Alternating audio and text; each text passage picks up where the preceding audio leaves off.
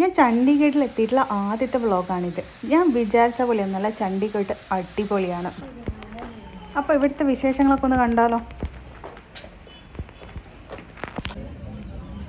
Hello, അപ്പം ഞാനുള്ളത് ചണ്ഡീഗഡിലെ rock ഗാർഡനിലാണ്.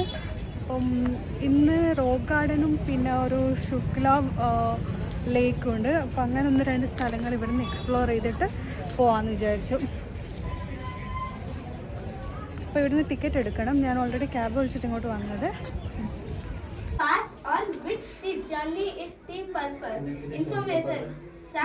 ചണ്ഡീഗഡിലെ ഒരു മെയിൻ ടൂറിസ്റ്റ് അട്രാക്ഷനാണ് ഈ ഒരു റോക്ക് ഗാർഡൻ എന്ന് പറയുന്നത്.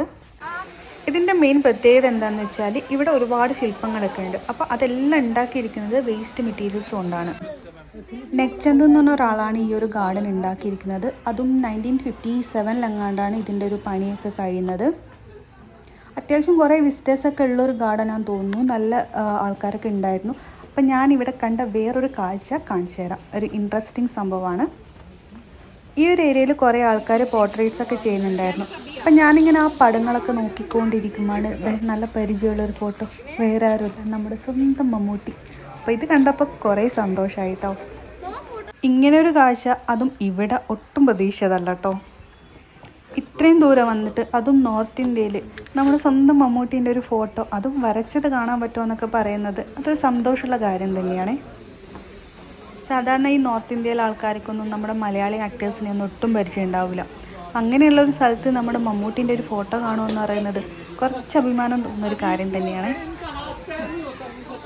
അങ്ങനെ ഞാൻ വീണ്ടും ഇവിടുത്തെ കാഴ്ചകളൊക്കെ കാണാനായിട്ട് ഇങ്ങനെ നടന്നുകൊണ്ടിരിക്കുകയാണ്. മൊത്തത്തിലൊരു 40 ഏക്കർ എങ്ങാനുണ്ട് ഈ ഒരു ഗാർഡൻ. ഒരുപാട് നടന്ന് കാണാൻ മാത്രമുണ്ട്. എന്തൊക്കെ ഇവിടെ കാണാനുണ്ടാവുമെന്ന് വലിയൊരു ഐഡിയ ഒന്നും ഉണ്ടായിരുന്നില്ല വരുന്നതിന് മുമ്പ്. അപ്പോൾ കണ്ടു തുടങ്ങിയപ്പോഴാണ് ഓരോന്നോരോന്ന് മനസ്സിലാവുന്നത്. ഇവിടെ ഒരു ചെറിയൊരു വെള്ളച്ചാട്ടമുണ്ട്.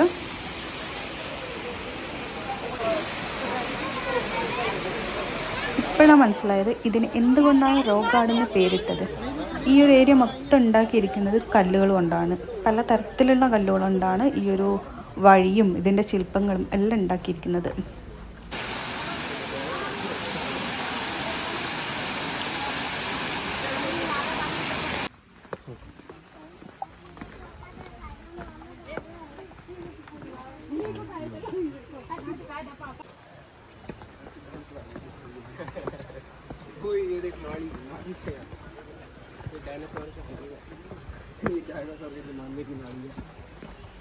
ഇതുപോലുള്ള ചില വഴികളൊക്കെ പോകുമ്പോൾ ശരിക്കും ഒരു ഗുഹേൻ്റെ ഉള്ളിൽ കൂടെ പോകുന്ന പോലെയാണ് തോന്നുന്നത്.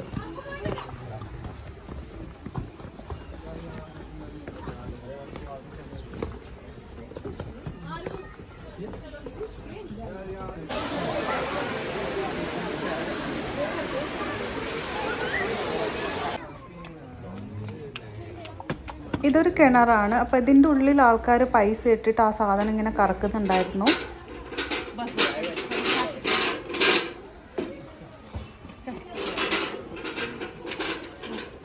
പിന്നെ എല്ലാവരും ചെയ്യുന്നുണ്ട്. അപ്പം ഞാനും അതേപോലെ തന്നെ പൈസ ഇട്ടിട്ട് അതൊന്ന് കറക്കി.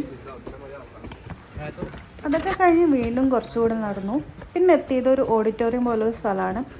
അത് ഉണ്ടാക്കിയിരിക്കുന്നത് കല്ലുകളും വേസ്റ്റൊക്കെ കൊണ്ടാണ്.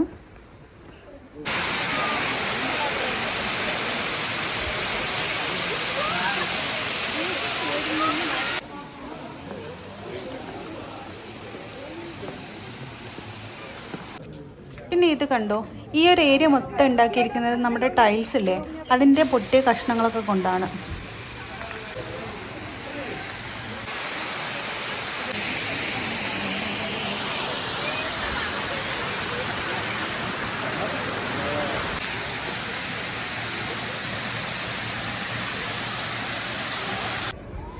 പിന്നെ ഞാൻ പോയത് ഈ ഒരു ഡോൾ മ്യൂസിയമാണ്. ഈ റോക്ക് ഗാർഡനിലും കണ്ടത് വെച്ച് എനിക്ക് ഏറ്റവും ഇഷ്ടപ്പെട്ടൊരു സ്ഥലമാണ് ഈ ഒരു ഡോൾ മ്യൂസിയം. ഈ പഞ്ചാബിൻ്റെ കൾച്ചറും ട്രഡീഷനൊക്കെ നല്ല രീതിയിൽ ഇവിടെ ചെയ്തു വെച്ചിട്ടുണ്ട്.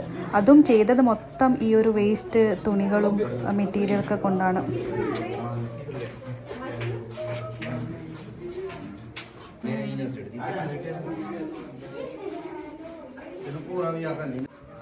ഇവിടെയുള്ള ഓരോ പാട്ടും കാണാൻ നല്ല ഇൻട്രസ്റ്റിംഗ് ആണ് കേട്ടോ. അപ്പോൾ അവരുടെ ഡ്രസ്സിങ് സ്റ്റൈലും പിന്നെ അവർ യൂസ് ചെയ്യുന്ന സാധനങ്ങളും എല്ലാം നന്നായിട്ട് ഇവിടെ ചെയ്തു വെച്ചിട്ടുണ്ട്. മൊത്തത്തിലൊരു കളർഫുൾ വൈബാണ്.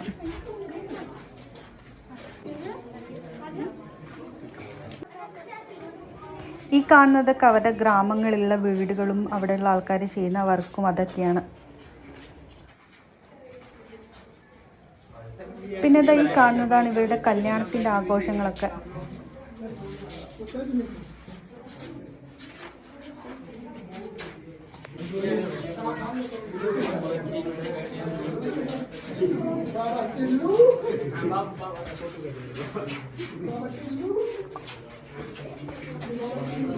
അപ്പോൾ ഇത്രയാണ് ഈ ഒരു ഡോൾ മ്യൂസിയത്തിൽ കാണാനുള്ളത്.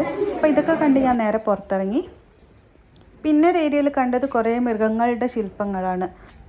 ഈ കാണുന്ന മാനും മയിലും കുരങ്ങനും എല്ലാത്തിനും ഉണ്ടാക്കിയിരിക്കുന്ന ഇതുപോലെ തന്നെ കുറേ കല്ലുകളും പൊട്ടിയ ടൈൽസും അതൊക്കെ കൊണ്ടാണ്.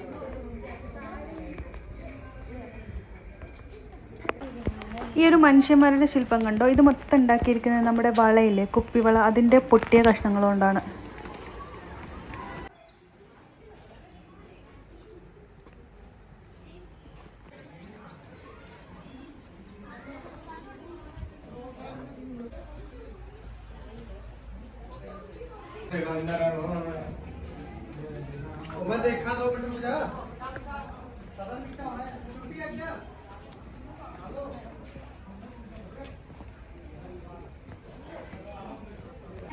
ആ ഒരു കല്ലിൽ എഴുതി വെച്ചിരിക്കുന്നത് കണ്ടില്ലേ, നെക്ചന്ദ് എന്ന് പറഞ്ഞ ഒരാളാണ് ഈ ഒരു ഗാർഡൻ ഉണ്ടാക്കിയത്. അപ്പോൾ അതിൻ്റെ ഡീറ്റെയിൽസൊക്കെയാണ് അതിൽ എഴുതി വെച്ചിരിക്കുന്നത്. സത്യം പറഞ്ഞാൽ വലിയൊരു ഏരിയ തന്നെയാണ് കേട്ടോ ഈ ഒരു റോക്ക് ഗാർഡൻ എന്ന് പറയുന്നത്. ഒരുപാടുണ്ട് കാണാനുള്ളിൽ.